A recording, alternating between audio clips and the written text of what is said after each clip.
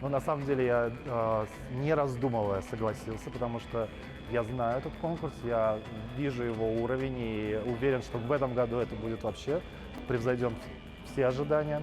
Я впервые работаю на такого уровня конкурсе, как приглашенный режиссер.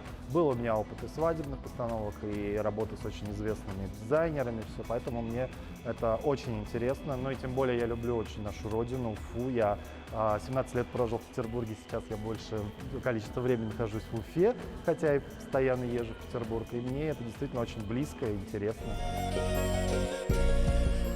Менің есімім Исхакова Гүзел. Мен биыл бұл финалда Өфі қалаһын күрһәтәсәкмен.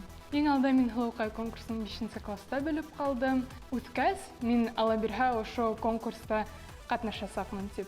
Һәм озак та вакыт үтмәй мин бұл конкурста финалда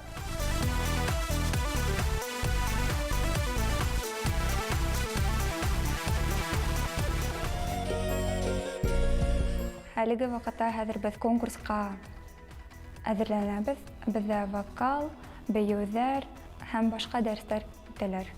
Бәйүзә миңа еңел, эмоционально кыен гына. Бұл конкурста мин иң бәләкәймен. Бөтәһен әле анда 17-18. Минең исемем Юлия Абайдуллина. Мин Силәбе өлкәһенең Коншак районы Кунакбай авылынан. Бұл конкурсты мин күреп калдым интернет аша. Эштә утырган сакта миңа бигрәк ирмәк булып калды. 2 көн эсендә өйрәндем дефилега, биюга.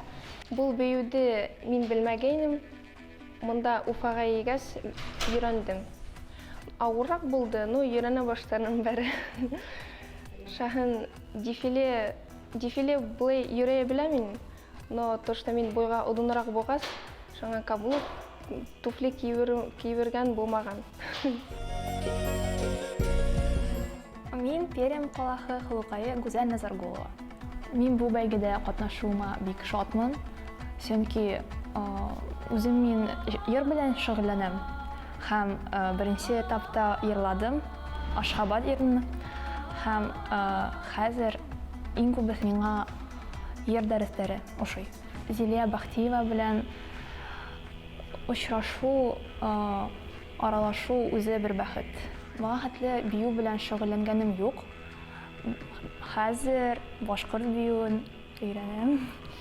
Һәм килеп чыга.